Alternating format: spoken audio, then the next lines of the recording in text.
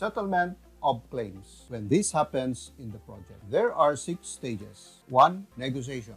2. Dispute Review Board. 3. Mediation. 4. Mini trial. 5. Arbitration. 6.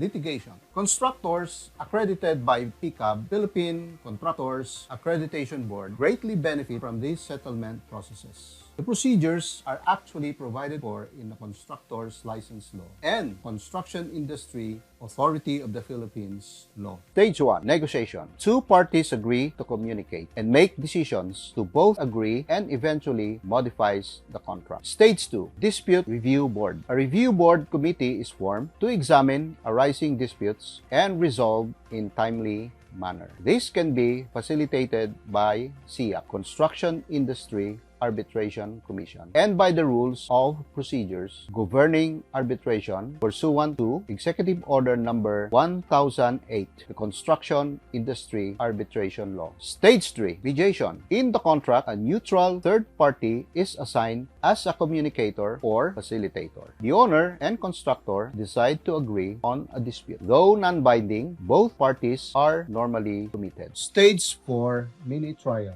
Non-binding resolution procedures. A structured process similar to a litigation and usually conducted by a judge. Stage 5. Arbitration. When mini trial does not work, as stipulated in the contract, a neutral third party is appointed as the decision maker. This could be SIA, Construction Industry Arbitration Commission, an attached agency of the Construction Industry Authority of the Philippines. The arbitrator's decision is conclusive and binding. Hopefully, the disputes are settled at this stage. Stage 6. Litigation. The last stage when all the other stages fail. This will be long and expensive process, requiring the presence of legal counsels. Insights. A project scenario expecting contractual disputes. Estimated by owner, 110 million pesos. Estimates were obtained from a consultant. Price by constructor, 72 million pesos. Something may be wrong with the bid documents, or there may be a misunderstanding of the document. Negotiated price, 69 million pesos. Constructor may just have picked a number from nowhere, or could be his lucky number. Change order valued at 30 million pesos or 43% of project cost. Quite messy of a project. The acceptable change order numbers are ideally plus minus 10%. Delayed by 12 months. A huge project failure due from defective contract. Indeed, a contract management challenge. Tools and techniques in contract administration. Contract change control system. Contract change control system. The management process to ensure that changes are properly approved according to the agreed procedures. All relevant project participants are made aware of the changes. A communication procedure must be in place. As earlier mentioned, changes and issues are inevitable in projects. The system to manage them must be in place. Constraints in project execution. In a graph, we have constraints and value. The constraints are 1. Scope, 2. Budget, 3. Schedule, 4. Quality, and 5. Risk. We have target values for its constraints. There is a change in the scope. More scope. The budget increases. Schedule takes longer now. Quality requirements increase. There are more risks to address. Change in one constraint affects the other 4 areas. Contract change control system. Changes affect the project plan. While changes and issues are inevitable in projects, these have to be addressed. After the change is approved, an adjustment to the plans or specifications is done. Documentation of the changes. Communication to the project team about the change and implementation of the change in project. Why is reporting of performances necessary? Constructors are required to submit performance reports in the format which are approved by the owner. The tools and techniques in contract administration. Performance reporting. Performance reporting. The contract specifies that a construction site management procedure manual is in place before the start of construction. This manual describes performance reporting routines. It is a management function that monitors the contractual performance, schedule control, plan versus actual. Cost management, expenditures of owner, payments to the constructor. Technical performance, job site control, ensuring compliance to the terms of reference. All of the performance of the management functions are integrated in the overall project report. The report is submitted to the owner at specified periods. Performance reporting declare the status of the scope, schedule, cost, quality, risk, environment, health and safety, compliance, procurement. All of this become the information for status report. Progress report, forecast to the remainder of the project. The earned value summary report depicted in MS Project Tracking Gantt chart. A holistic performance reporting with cost values. The constructor has reporting routine for internal information to track its progress, and external reporting to the owner for contractual compliance. The earned value summary report shown here can be the constructor's internal report and includes actual cost, schedule variance, cost variance, and variance at completion. From the work breakdown structure, Task 5, Delivery Lead, and Task 6, Training, have negative variances. And this is brought up as schedule variance of 42 pesos. The schedule variance is the sum of earned value minus the planned value. Task 6, Training, also has a negative variance. This is brought up as a cost variance of 4 pesos. The cost variance is the sum of earned value minus actual cost. The report date is October 12. The actual earned value at this date is 42%. It is earned value over BAC, budget at completion. Variance at completion, VAC, is the sum of BAC, budget at completion, minus the EAC, estimate at completion. Estimate at completion is the actual project spending from and at October, or the earned value plus the remaining costs to complete the project. In this example, there is a negative variance of 8 pesos. That negative variance must be managed so as not to magnify further. The percent schedule or the percent complete is actual 7.8 days elapsed over the total project day of 12. The earned value analysis, by the way, is a good reporting tool on project performance. Progress statements are regularly publicized. Constructor submits at key date of every month per the contract, computed and filled up according to the format defined by the owner. Standard elemental breakdown, and with project management software, if any. The monthly progress statement is submitted in a summary progress report. Headlines of report. An example that you can refer from. A. Progress status per project management software. B. Status of project versus construction time schedule. This will describe the overall status of the project. Inform on delays and measures to catch up delays. Confirm the contractual milestones. C. Construction activities this month versus next month. D. Obstacles and hindrances. Force majeure, if any, and consequences. Hindrances beyond the control of the constructor, but the responsibilities of CM, construction manager, and owner. Constructor's obstacles, but still its full responsibility. EHS, environment, health and safety, and security events. With the headlines of reports. E. Manufacturing schedule report.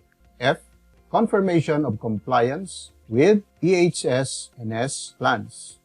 Environment, health, safety, and security plans.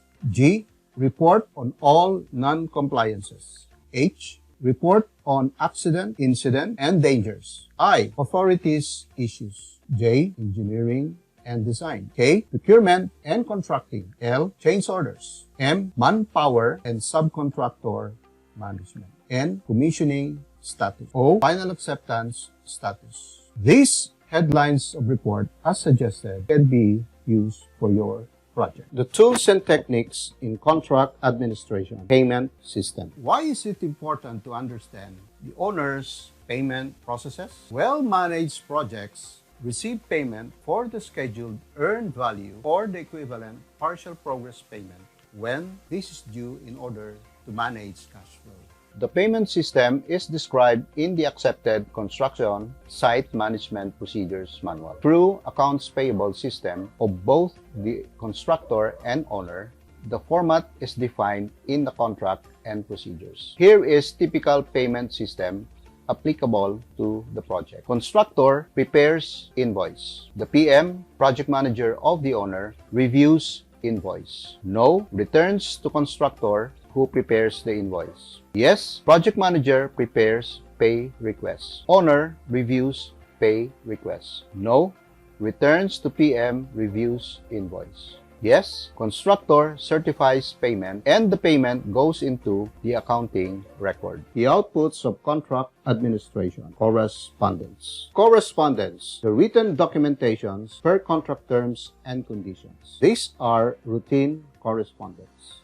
Notices, clarifications, job diaries, warnings for unsatisfactory performances, contract changes. All of these must be in the language of the contract and assures the protection of the rights of both parties. Verbal communication, when required to be followed, must be formalized as correspondences. Documents on site are 1. Documents. A document created and submitted outside of company. Creates for this document a document number, filing code with unique transmittal code per submittal. 2.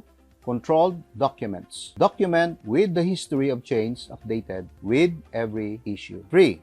Document numbers. Drawing and design document numbers follow numbering system with revisions marked and history of changes shown. 4. Document filing system. Project documents follow a coding structure. 5. Document transmittal codes. Transmittals are entered into the document register. 6. Document release notes. A standard format cover of a transmitted document. 7.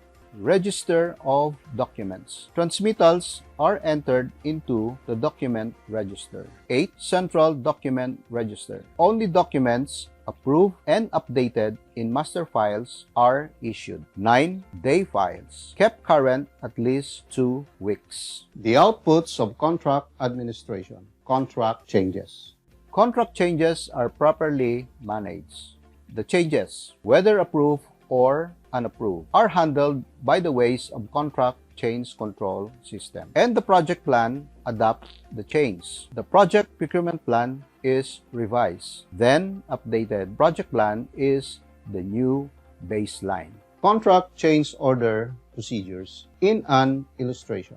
Contents of the procedures include general, change order log, reference for changes, annexes, list of procedures, Annex 1, requests for change procedures, Annex 2, estimate for change proposal, Annex 3, acceptance of estimate, Annex 4, change proposal, Annex 5, change order, Annex 6, pending agreement change order, and Annex 7, application for change proposal. The procedures are included in the general conditions of the contract. The outputs of contract administration. Payment. The contract provides for the schedule of payments as in the following schemes: advance payment, partial progress payment, final payments. Recoupment of advance payment is made by the owner for every partial progress payment. Retainage at agreed percentage is kept by the owner for every partial progress payment. Final certification is received by the owner when releasing final payments. Affidavit and releases of liens are required before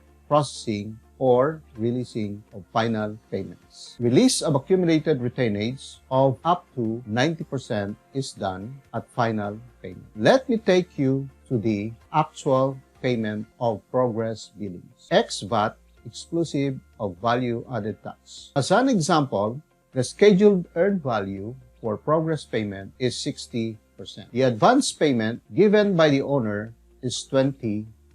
The retention value is 10%. And withholding tax is 3%. To calculate the recoupment value, it is equal to 20% factor of advance payment multiplied by 60% earned value multiplied by the contract price. To calculate the retention amount, it is equal to 10% factor of retention multiplied by 60% earned value multiplied by contract price. The actual payment equals sum of recoupment value and retention amount multiplied by the difference of 100% less 3% withholding tax.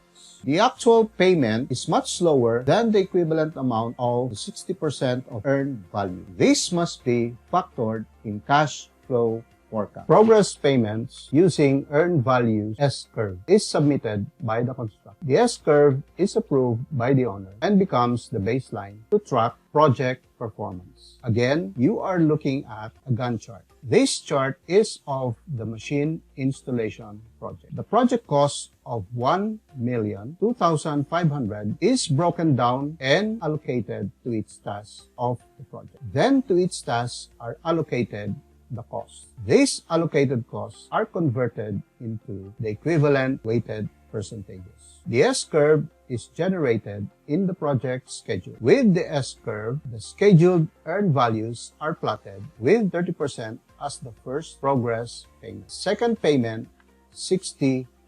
Third payment, 90%, and 100%. The progress payments are now binding. The accumulation of performance of Task 1.2 preliminary and Task 1.3 permit will amount to 30%, and that is the 30% earned value or the first progress payment. The accumulation of the performance of Task 1.2 preliminary complete, Task 1.3 permit almost complete, Task 1.4.1 complete, Task 1.4.2 foundation complete, Task 1.4.3 curing complete, and Task 1.4.4 partially complete. All this will amount to 60%, and that is the 60% earned value for the second progress payment. So on to 90% earned value or the third progress payment, 100% earned value, the fourth progress payment, or the final payment. Important, the contracts administrator and the project manager are guided by the S-curve when administering the contract. Learning check of Module 3, Part 5, Contract Administration, Continuation. Settlement of claims follow agreed procedures. There are tools and techniques employed to manage changes, to set reporting routines on performances, and to organize payments. With the systems in place, the project is guided on correspondences, changes, and disbursements.